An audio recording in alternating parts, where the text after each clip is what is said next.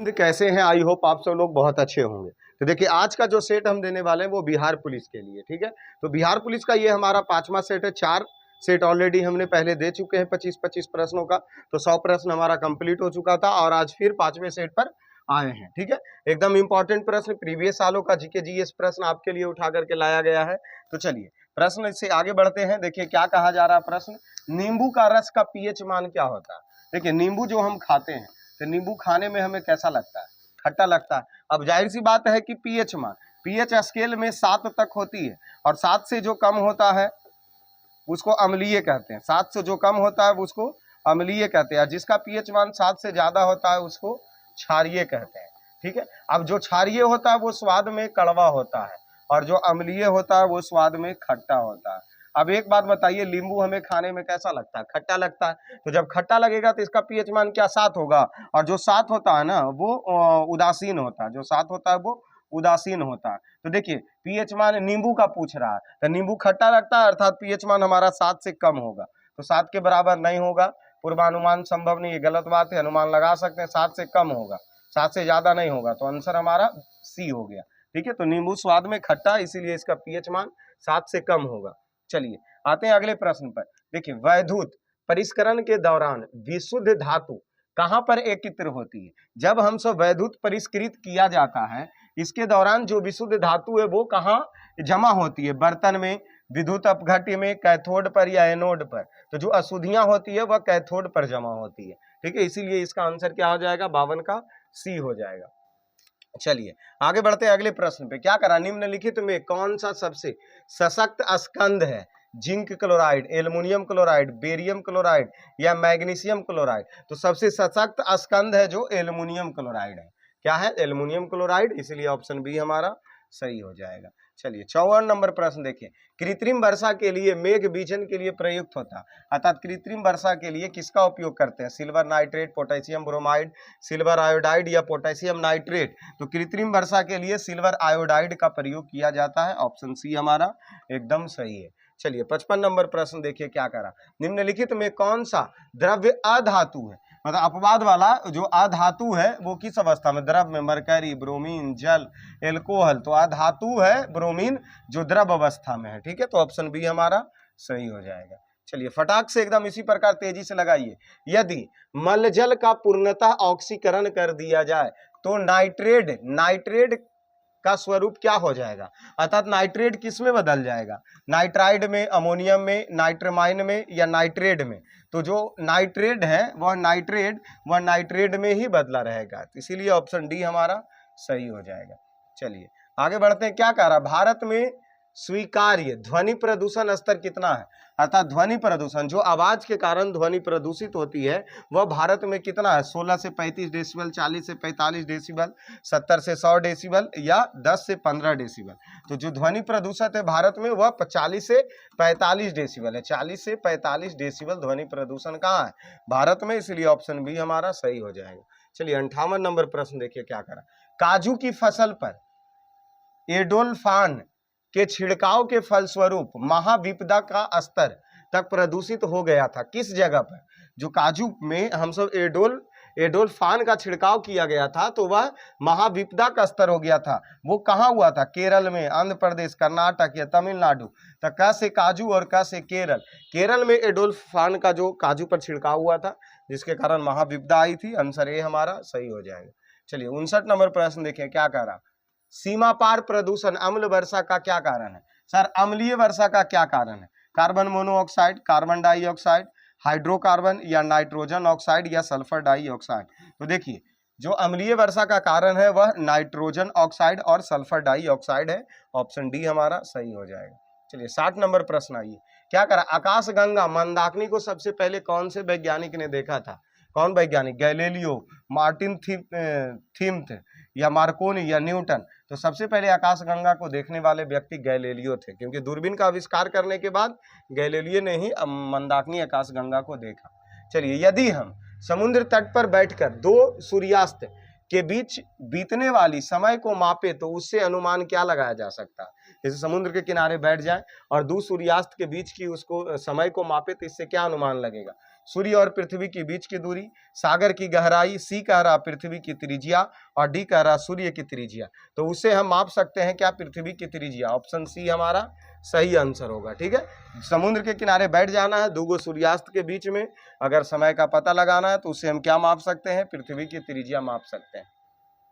चलिए 62 नंबर प्रश्न देखिए, हमको मंगल ग्रह के बारे में सूचना देने वाले रॉकेट कौन है।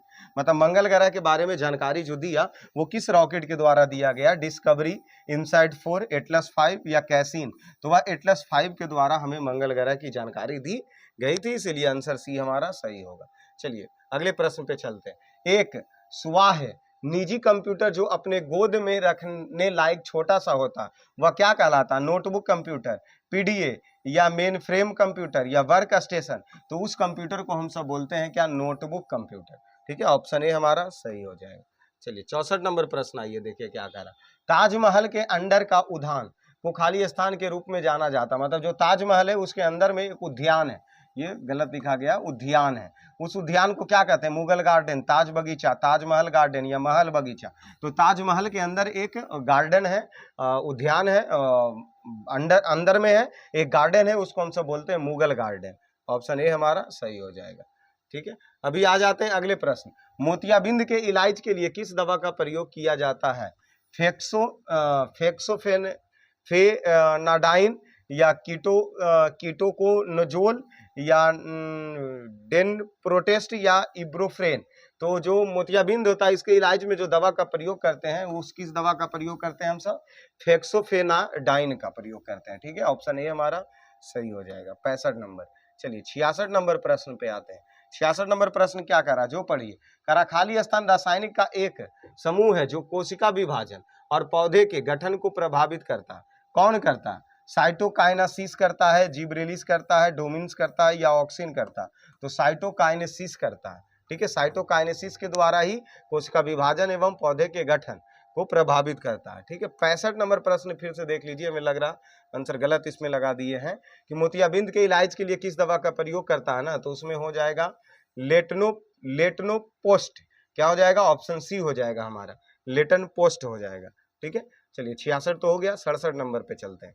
क्या करा प्रश्न, फेफड़ा के प्राथमिक अंग क्या, तो फेफड़ा का प्राथमिक अंग पाचन, कब्जा, पसीना या श्वसन। तो फेफड़ा से हम श्वसन क्रिया करते हैं ना, इसीलिए डी हमारा आंसर हो जाएगा 67 का डी। चलिए 68 नंबर प्रश्न आइए, क्या कह रहा, ऑक्सीजन की खोज किसने किया। तो ऑक्सीजन की खोज सीले और प्रिस्टले के द्वारा की गई। तो कार्य सीले दिया है, हुक, हिजनबर्ग या विलियन। तो ये तीनों नहीं होगा, कार्य सीले और प्रिस्टले के द्वारा ऑक्सीजन की खोज की गई थी। तो ऑप्शन ए हमारा कार्य सीले हो जाएगा। 69 नंबर प्रश्न देखे आते हैं। किसी परमाणु की उच्चतम ऊर्जा स्तर की स्थिति इलेक्ट्रॉन को खाली स्थान कहा जाता है। जो क्या कह रहा, किसी परमाणु के उच्चतम ऊर्जा स्तर में जो स्थित होती है, उच्चतम ऊर्जा स्तर में जो किसी परमाणु के उच्चतम ऊर्जा स्तर में स्थित इलेक्ट्रॉन को खाली स्थान कहा जाता है। क्या कहते हैं, उस इलेक्ट्रॉन को हम सब क्या कहते हैं, संयोजकता, प्रोटीन्स, कक्षीय प्रोटॉन्स या संयोजकता इलेक्ट्रॉन्स, या इनमें से कोई नहीं। तो उसको देखिए हम सब जो कहते हैं वो संयोजकता प्रोटॉन्स कहते हैं। ऑप्शन ए हमारा सही हो जाएगा। 70 नंबर प्रश्न आइए। 70 नंबर प्रश्न पूछा, 1 जीबी के बराबर कितना केबी होता है। 1 जीबी में कितना केबी होता है, 1024 केबी, 256 गुना 1024, 1024 गुना 1024 या डी का कहना 1024 गुना 1024 गुना 128। तो 1 जीबी में कितना केबी होगा, तो 1024 गुना 1024 केबी। ऑप्शन सी हमारा करेक्ट हो जाएगा। ठीक है, चलिए आ जाते हैं 71 नंबर प्रश्न। क्या करा, वह रानी जिसका उपनाम बल्डी मैरी था, एलिजाबेथ, विक्टोरिया, मैरी प्रथम या रूथ। तो मैरी प्रथम का नाम क्या था, बल्डी मैरी। ठीक है, ऑप्शन सी हमारा सही हो जाएगा। चलिए 72 नंबर प्रश्न आइए। निम्नलिखित में से किस राज्य में मैग्रोव वन का सबसे अधिक है। देखिए मैग्रोव वन तट वाले प्रदेश में होंगे। ठीक है, तो राजस्थान, उत्तर प्रदेश, सिक्किम, इसमें पश्चिम बंगाल। एक अकेला तट है, समुद्र तट के किनारे स्थित, ये याद है ना तट आप सबको। इधर हो गया कौन सा तट, पश्चिमी तट, इधर हो गया कौन सा तट, पूर्वी तट। यहाँ गुजरात, महाराष्ट्र, गोवा, कर्नाटक, केरल, तमिलनाडु, आंध्र प्रदेश, उड़ीसा, पश्चिम बंगाल। तो मैग्रोव वन हमेशा तटीय वन होते हैं और इसमें तट में एक अकेला राज्य है पश्चिम बंगाल, इसलिए आंसर डी हमारा हो जाएगा। चलिए 73 नंबर प्रश्न आइए। क्या कह रहा है, किस राज्य में मानस टाइगर रिजर्व है, तेलंगाना, मध्य प्रदेश, असम या केरल। तो मानस वन्य जीव अभ्यारण्य असम में स्थित है। ऑप्शन सी हमारा सही हो जाएगा। चलिए 74 नंबर प्रश्न आई, अंतरिक्ष में जाने वाले प्रथम व्यक्ति का नाम क्या है? रोअल्ड एंडरसन, रोनाल्ड मेयर, रॉबर्ट पीरी या मेजर यूरी गागरिन? तो अंतरिक्ष में जाने वाला सबसे प्रथम व्यक्ति major Yuri Gagarin, option D हमारा करेक्ट। चलिए ये हमारे पांचवा सेट का ये 25वां प्रश्न है, अर्थात 75 पे हम सब पहुंच चुके हैं। भारत में कितने राज्य? 45, 28, 29, 27? इसका कमेंट आप आंसर कीजिएगा हमें, ठीक है। इसके 75 नंबर का प्रश्न कमेंट कीजिए, देखते हैं किस हिसाब से आप हमें ऊर्जा वाहन बनाना चाहते हैं, कि ताकि इसी प्रकार इतना फास्टली, इससे भी ज़्यादा फास्टली प्रयास किया जाएगा जब आप हमें सहायता दें। तो आपकी मदद अगर हमें मिले इस चैनल को जल्द ही बड़ा करने में, सपोर्ट आपका अगर इसी प्रकार बना रहा, जैसे कि अभी तो फिलहाल ठीक ठाक चलने लगा, डिजिटल बोर्ड उधर खराब होने के बाद थोड़ा सा 6 दिन बोर्ड में डिस्टर्ब हो गया और 2-4 दिन क्लास ऐसे ही डिस्टर्ब हो गए, उसके बाद अभी रफ्तार हल्का सा पकड़ चुके हैं। तो इसी प्रकार रफ्तार पर लगातार अगर बने रहें तो इससे भी फास्टली बिहार पुलिस का हो सकता पूरा सेट लाएं, बस आपका सपोर्ट चाहिए, ठीक है। तो इसका आंसर कमेंट कीजिए, और इस क्लास में हम सब इतना ही मिलेंगे, बाकी के लिए अगले क्लास का इंतजार कीजिए, और इसी प्रकार एक छोटे से इस परिवार में बने रहिए। तो चलिए सभी लोगों को दिल से धन्यवाद हमारा।